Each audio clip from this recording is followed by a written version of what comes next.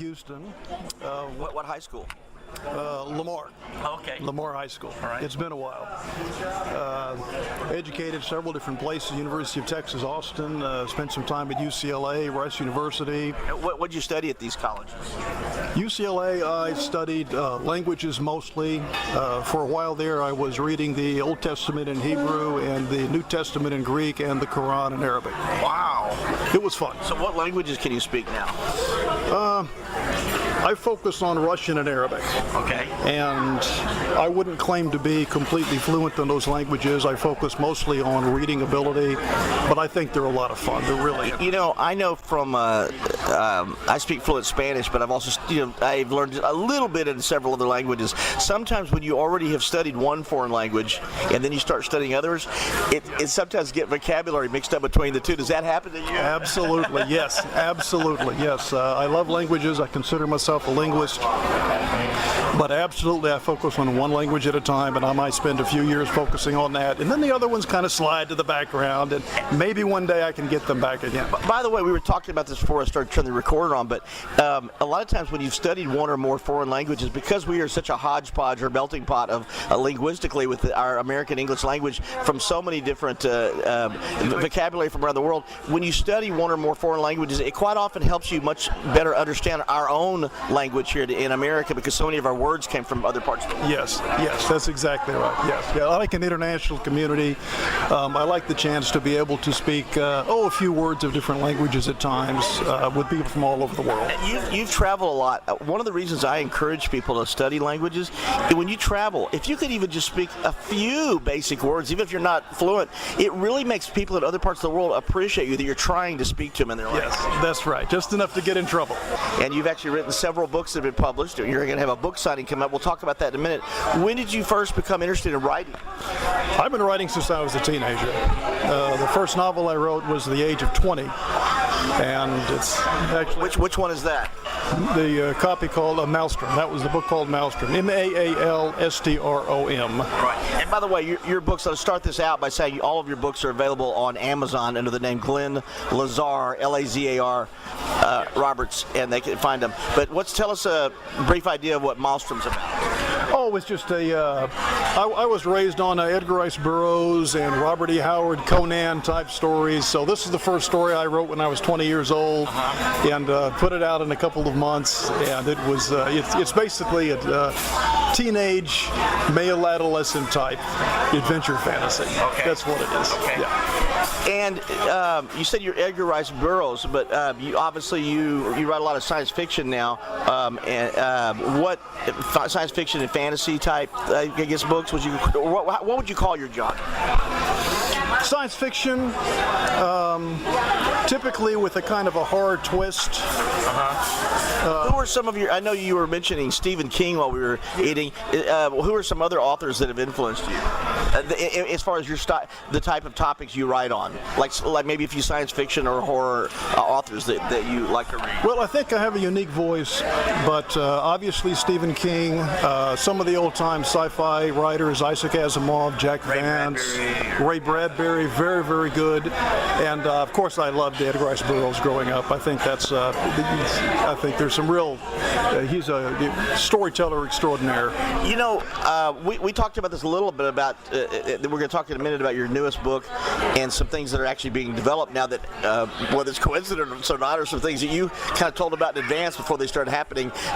But one of the things about science fiction that's so fascinating over the years is a lot of things that have been proposed in science fiction books and movies and TV series like Star Trek have later become reality, whether that's by design or by coincidence. But a lot of things you see first, you say, well, could they really do that? It later becomes something that, like flip phones like they had on Star Trek. They really have those. Yes, now. Science fiction can very soon become techno thriller. So that's what happens. Right. Now, do you still read a lot of science fiction? I don't read a lot of science fiction these days. I spend a lot of time writing science fiction. Okay. Yes. Now, tell us about a couple of your other books before we talk about your newest book. What are some of your other titles? Well, The Self King, which is a sequel to Maalstrom. I wrote that some years later, but it's really the same story. And Then I have the book Frenzy, and I have 4 more novels coming out. Wow. Yes. How do you find time to write all these books? Oh, that's the hardest part. That's really the hardest part. Yes, it's hard to find a place where you can just be quiet and not be disturbed. Do you ever suffer from the notorious condition called writer's block? All writers do. All writers do. There's one way to loosen that up. It's called coffee. Yeah. Now, your newest book, Frenzy, it was actually inspired by several different things, but one of them was actually a real life event that took place that most people that have been in Houston for many years remember. Tell us what that event was. Well, it's Tropical Storm Allison, which hit Houston in 2001, June. And by the way, I had literally just moved here from Austin like a month or two beforehand, so one of my first welcomes to Houston was one of the worst storms they'd ever had in the history. Yeah. Oh my goodness, yeah. Tropical Storm Allison was an absolute disaster for Houston. $5 billion in damage, 70,000 houses flooded. The entire Texas Medical Center, all of the basements were flooded. Just enormous damage, just enormous. There were actually some people that died that were trapped like in elevators and things, right? Well, surprisingly, there were no actual drownings in the city of Houston except one. Okay. And that was a person who went down an elevator mistakenly, and the basement was flooded. The parking lot was flooded. Now, your book. Your book takes place in an underground tunnel during a storm that's like Tropical Storm Allison. Just for people that aren't aware of it, I run into people all the time who are not aware that there is this tunnel system under downtown. Before we get into the book, just let our listeners that don't know what that is describe what the Houston tunnel system is. Yes. There's a tunnel system downtown. It mostly connects parking garages, but it connects many of the different buildings. And of course, it was completely flooded during Tropical Storm. What I'm getting at, a lot of people, the part I'm saying that a lot of people have no idea about, it's actually like a shopping center now. There's all kind of restaurants and shops and everything underground downtown. Yes, that's right. It's amazing what is offered down there. Now, there's also a tunnel system under the Texas Medical Center. All the hospitals are connected by their own tunnel system. Okay. Now, at the time in 2001, nobody had any way of mitigating the damage from a flood to these things. But the flood was so tremendously destructive that now they've gone back and they put in submarine doors with windows in them. They have all sorts of cameras in place and central command centers and things like that. This was in the book Frenzy. I put all this in the book Frenzy, and within just a couple of years, they had all this stuff in place. Right. Now, I don't want to give too much away because if we talk too much about the plot of the book, people say, "What's the point of reading it?" It's kind of like some of the movie trailers you see now at theaters. You think, "What's the point of even going to the movie?" Let me say this much. In the book Frenzy, I hypothesize that the downtown tunnel system is connected to the tunnel system under the Texas Medical Center. Right. They're connected. And it's compartmentalized, kind of like the Titanic, with submarine doors. Right. And with different chambers being shut off to try to stop the water flow. That's right. That's right. In the event of a massive hurricane. And there's people trapped down there. And there's a hurricane coming, and they have a hurricane party, and they get trapped in the tunnel system, and things just go all day. And without giving away too much, is what I was going to say. It's like the movie trailers. You don't want to tell too much. Nobody wants to buy the movie ticket. A horrible force is unleashed. We'll just leave it at that. A biological force. Now, that's what I want to get into. There's actually a pioneering scientist, scientific theorist, I guess physicist. His name's Stephen Wolfram. Wolfram. And a lot of what you talk about in your book is based upon his theories of cellular automata. Yes. Try to tell our listeners, just in layman's, just in real easy layman's terms, what those theories are about. Oh my goodness. Let's see. Stephen Wolfram was an absolute genius in my opinion. Since I'm not a physicist and I can't judge all of that, but he got his PhD in mathematics and physics from MIT at the age of 20 years old. So enough said about that. He knows it. I don't know anything about the subject. Right.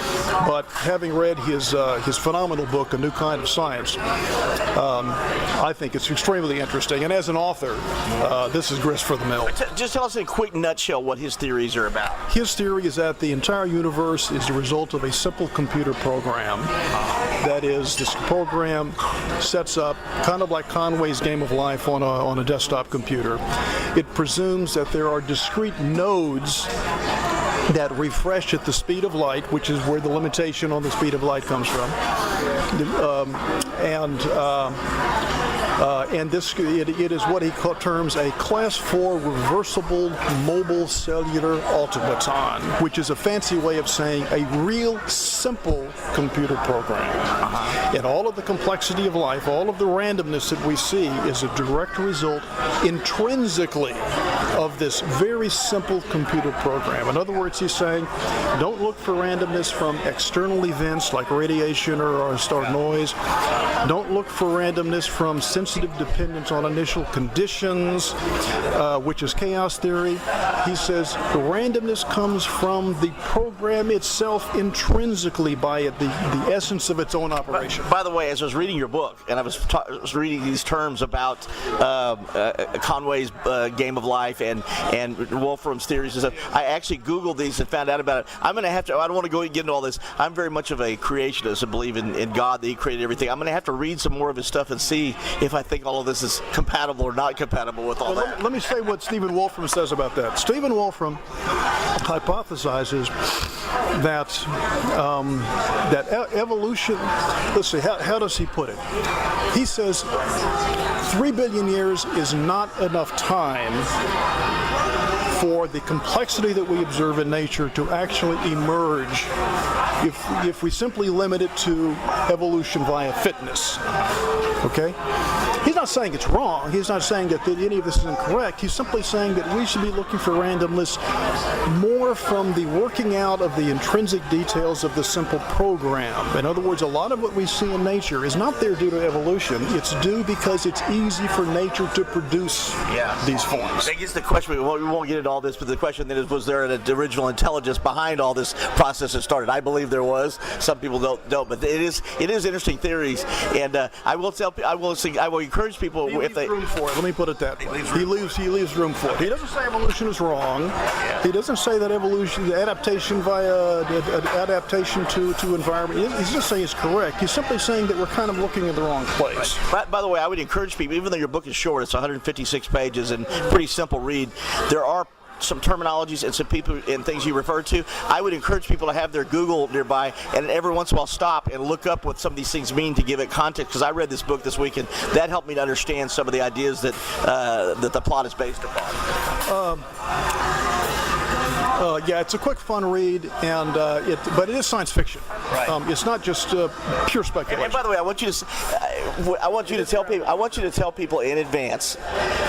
After having read the book here while we were having brunch a few minutes ago, I was asking you a whole lot of questions about, well, what was this supposed to mean? What was this supposed to symbolize? And what was what was the foundation of what this plot? And you kept telling me, Jack, it's just a story.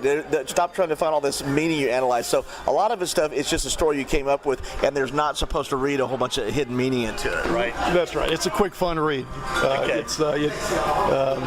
It's very entertaining. Now, how long did it take you to write this book? I actually wrote it in, I think, 20 days. Okay. Yes. All right. Which is amazingly fast for... And by the way, this is definitely an adult book, adult language and adult themes, so it's not for kids. That's true. And it's called Frenzy, Frenzy. Okay. And you're having a book signing for people to come buy the book and get you to autograph it for them. You gave me a nice autographed copy. Tell us when and where that's going to take place. That's going to be at the River Oaks Bookstore this coming Saturday, July the 23rd, 3 to 5 p.m. Okay. So and how much will the book sell for? I think it's $7.99. I'd have to look at the back of the cover. Right, not bad. Wrong one. And $7.99. Okay, and you'll get to meet them there and sign their books. Have you done a book signing before? I did a book signing once before. It's been a while, but there's going to be more coming up. I'm scheduled for Barnes & Noble in November. Wow. Yes. And there'll be other book signings too. And I have another book coming out, which is another science fiction horror story. This is called The Glow. The Glow. What's it about? Is it in a nutshell? It's a Stephen King type horror story about spontaneous human combustion. Wow. There's another controversial scientific theory that some people believe exists, some people don't. And this is more Stephen King than it is science. It's just a fun book. I was reading some description of it. What a guy has to keep some certain coins in his pocket or something to keep from bursting into flames. That's the glow. Yeah. Yes. Wow. Yes. That's the glow. Where do you come up with the ideas for these things? Are you sometimes reading an article or watching something on the news? Obviously, you did that with with Tropical Storm Alice, and when the things you keep a little notebook. Ideas. Wow. And you actually keep it on an old school little miniature spiral notebook with a pen in your pocket, not even a computer or anything. And you write down ideas. That's right. Constantly. Yeah. Yes. Okay. It fills up constantly. All right. Yeah. I have other books planned. The Glow is not technically really science fiction. It's just a horror story. Yeah. But it's great fun, and it's much longer than Frenzy. Okay. And then I've got several more coming out, and those I can't get into the details of. They're fully written, but I'm talking to publishers. We'll have to see what happens. Glenn, one more time, tell us the time and place and address or whatever of the place you're having a book signing this coming Saturday. Yes, River Oaks Bookstore. I believe it's 3270 Westheimer, right across from Lamar High School. Okay. Saturday, 3 to 5 p.m. Great. Maybe come meet you at your book signing or go on Amazon looking for. And by the way, there was another thing I tried to read something into, and you told me there was nothing to it other than just your imagination. You came up with the name Glenn Lazar. You actually added the Lazar is not your middle name. Tell us why you actually added that into your name for Amazon, Glenn Lazar Roberts. Because the name Glenn Roberts is very common. There's lots of us running around out there. I think there must be some alien queen cranking us out. So you created a middle name that would separate you from the crowd. That's right. Yes. So if you go to Amazon, you have to put in Glenn Lazar Roberts. You'll find my author page and all my books. Great. Okay. Thanks so much, Glenn. Thank you very much. You've been listening to Houston and Beyond with Jack Chambers, an independent production of Back to Jack Entertainment on AM 1070 The Answer in Houston, Texas.